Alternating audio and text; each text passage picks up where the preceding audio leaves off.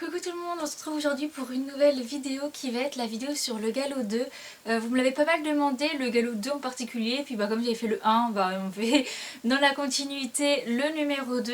Et du coup, j'ai pas trop parlé avant, on va aller directement dans le vif du sujet. Et le galop 2, c'est vraiment la maîtrise des allures, être autonome, pas trop galop, enfin savoir gérer ces trois allures là. Donc si je devais regrouper le galop 2 en 3 points, c'était la préparation autonome du poney, être à l'aise autant à pied qu'à cheval et le début de l'obstacle.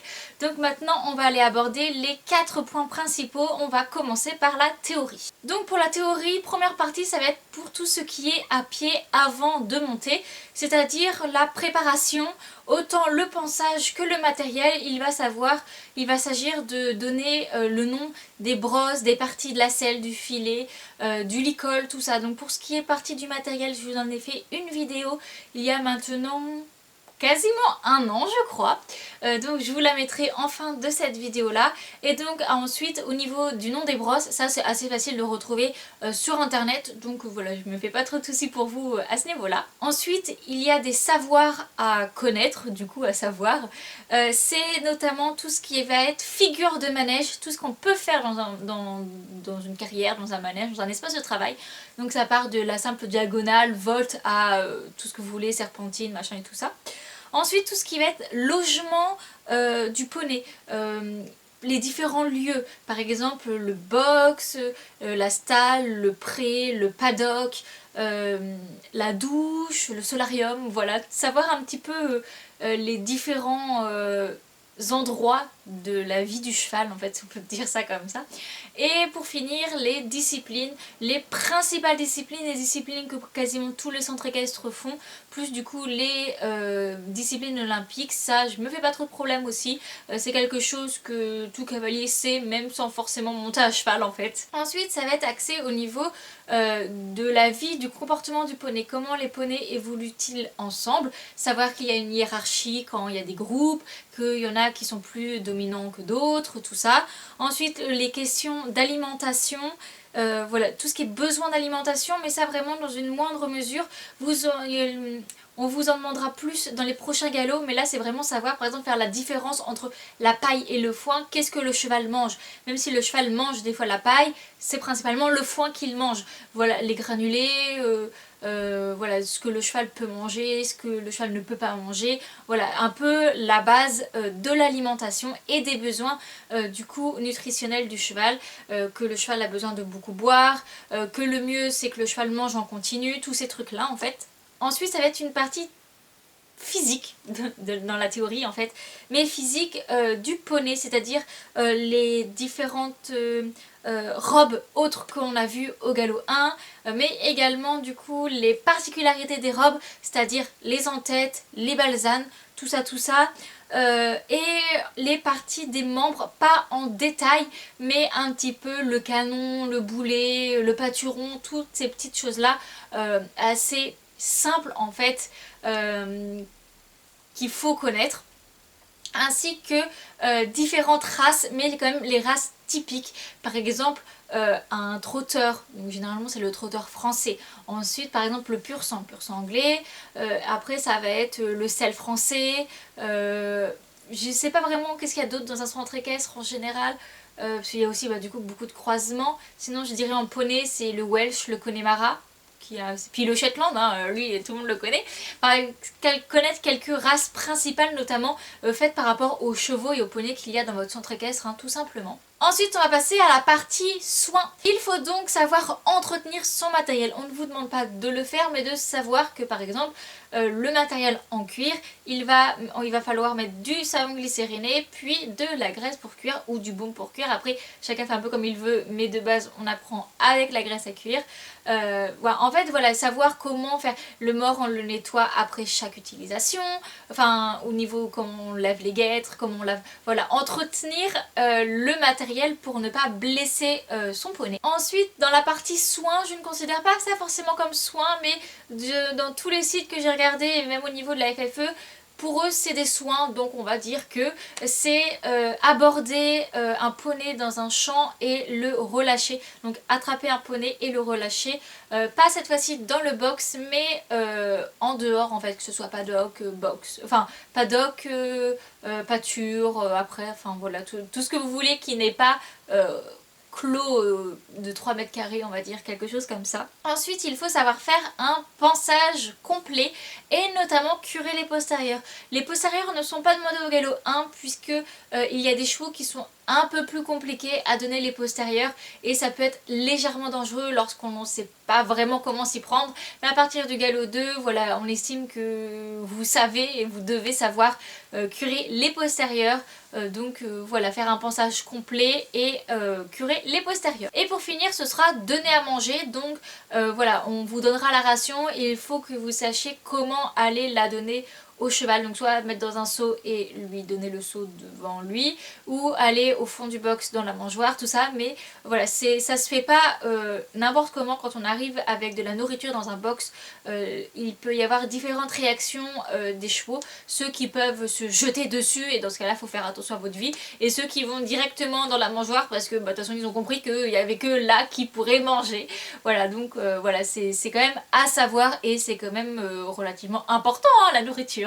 Ensuite on va passer à tout ce qui est pratique et on va commencer par la pratique à pied. Donc il n'y a que 2 points pour cette pratique à pied au galop 2. Il faut savoir gérer l'allure, la direction et savoir aussi donc s'arrêter. C'est-à-dire par exemple tu emmènes ton poney de la stalle de pansage jusqu'à la carrière, tu vas pouvoir tourner par exemple pour quand une fois que tu arrives dans la carrière, tourner pour te mettre par exemple je sais pas face à la porte. Bon, même si généralement on ne met pas face à la porte, comme ça, ou alors il faut que tu puisses arrêter ton poney ou trotter à côté de ton poney, enfin que ton poney trotte. Voilà, il faut que tu puisses gérer l'allure et la direction. Et dans le même principe, il faut que tu saches chasser les hanches, les épaules et la mobilisation de la tête, notamment de la nuque, c'est-à-dire faire baisser la tête de ton poney, pas en tirant dessus, hein, je dis clairement ça ne se fait pas comme ça, on ne tire pas dessus pour avoir une réponse. Ensuite voilà, lui faire bouger les hanches ou les épaules par exemple, ça c'est très intéressant si votre cheval il est attaché par exemple contre un mur et qu'il se met contre le mur, lui demander du coup de se décaler pour pouvoir se remettre perpendiculairement au mur et que vous puissiez faire le tour tranquillement. Voilà, donc c'est quand même très important.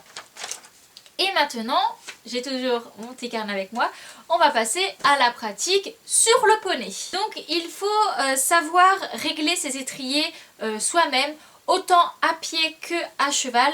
Voilà, savoir raccourcir, agrandir, enfin oui agrandir, voilà, faire tout ça soi-même. Maintenant on n'a plus besoin du professeur pour nous régler nos étriers. Ensuite, grande nouveauté par rapport au galop 1, il va falloir savoir ressangler à cheval.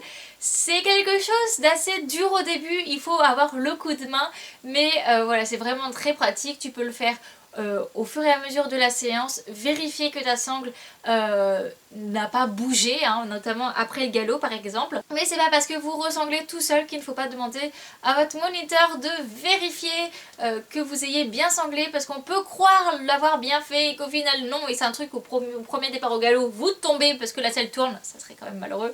Donc voilà, vous devez savoir le faire mais quand même demander une vérification. Maintenant on va aborder les 3 allures plus le début à l'obstacle.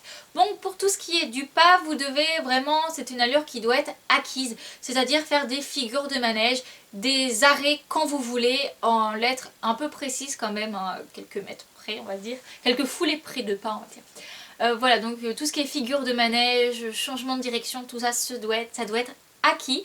Les transitions du coup également, le fait d'aller à l'arrêt ou d'aller à l'allure supérieure, ça doit être acquis. Et également changement, alternance d'équilibre, c'est-à-dire par exemple rester assis au pas, hein, ce que l'on fait traditionnellement, se mettre en équilibre pendant 2-3 foulées, hop, se rasseoir, voilà, changement d'équilibre sans passer par-dessus la tête du poney et tomber dans le sable en fait, voilà. Pour ce qui est du trot, c'est un peu pareil, c'est-à-dire qu'il va falloir commencer les figures de manège, pas forcément aussi précisément que au pas, mais voilà, il faut que vous sachiez faire des cercles, faire des diagonales en essayant de rester droit. Sur ce truc-là, même avec un galop 7, tu peux des fois réussir, enfin, ne pas réussir à faire une ligne droite. Donc ça, au galop 2, on vous en tiendra par rigueur. Mais voilà, savoir diriger son poney et les transitions, savoir demander le départ au galop et savoir retourner au pas sans se faire trimballer par son poney. Voilà. Et grande nouveauté, on va parler du coup également de l'équilibre, alterner les équilibres. Mais cette fois-ci, du coup, il y a 3 équilibres à commencer à maîtriser. Ce que vous devez absolument maîtriser, c'est le trot enlevé. Une foulée assise, une foulée debout, une foulée assise, une foulée debout. Ça, ok. Ensuite, que vous devez quand même pas mal bien connaître, c'est le trot en équilibre. Rester quelques foulées en suspension. Ça doit commencer à être acquis au galop 2. Et on va avoir une petite amorce, un petit début du trot assis. Voilà, le trot assis c'était quelque chose de compliqué puisqu'il ne faut pas sauter sur le dos de son poney. Et c'est à apprendre progressivement et on vous demande au galop 2 de savoir... Enfin, de faire quelques foulées de trot assis, voilà, pas vous faire tout un tour de carrière en tape-cul en fait, voilà. Au galop, on va vous demander de maintenir l'allure, par exemple de faire tout un cercle ou tout un tour de carrière sans que le poney repasse au trot. Généralement, voilà, les poneys de club ont plus souvent tendance à aller à l'allure inférieure que de vous trimballer, donc c'est ce qu'on vous demandera, et si vous avez un poney qui vous trimballe, on vous demandera d'essayer de garder une allure un minimum, pas trop vite en fait, un minimum correct. Ensuite, on va vous demander de savoir transitionner, donc c'est-à-dire quand vous le décidez, vous repassez au trot et le poney du coup doit repasser au trot. Et ensuite, on va encore parler d'équilibre. Il y a 2 équilibres cette fois-ci. C'est l'équilibre, c'est le galop en équilibre, donc on reste en suspension sur ses pieds pendant les foulées de galop. Et également assis. Là, vous allez voir le galop assis beaucoup plus facile que le trot assis. On va passer à l'obstacle. Donc clairement, à l'obstacle, on ne vous demande pas des trucs fous, hein, c'est votre tout premier obstacle. Rien que trouver l'équilibre pour sauter, c'est déjà assez compliqué. Donc on va vous demander juste de pouvoir sauter des petits obstacles au trot et au galop. Généralement, on s'en fout de la direction puisque l'obstacle va être bien encadré pour que le cheval aille de lui-même et que vous n'avez juste à gérer l'allure au début si vous voulez le sauter au trot ou au galop et de bien accompagner sans arracher toutes les dents de votre poney. Donc voilà, le but c'est de franchir par-dessus l'obstacle. On s'en fout comment vraiment il est franchi tant que vous passez par-dessus et que vous ne tombez pas à la réception. Voilà. Donc c'était les petits points à aborder pour la pratique montée qui est quand même assez important. Je pense que pour le galop 2, c'est la pratique montée qui va être le plus compliqué. Ça reste quand même facile si vous montez au moins une fois par semaine, toutes les semaines. Il n'y a pas de raison que vous n'arrivez pas à avoir votre niveau du galop 2. Après au niveau de la pratique, de la théorie, clairement je trouve ça assez simple si on s'intéresse un minimum au poney. On sait ce que c'est qu'un box, on sait ce que c'est qu'un paddock. Voilà, donc voilà, je vais pas parler plus que ça puisque je vous ai dit tout ce qu'il y avait à savoir. Si jamais vous avez des questions sur des points que vous voulez que j'approfondisse un peu plus, dites-le moi en commentaire et je vous répondrai avec plaisir. Et du coup on se retrouvera une prochaine fois pour le galop 3 cette fois-ci. Allez, bye bye!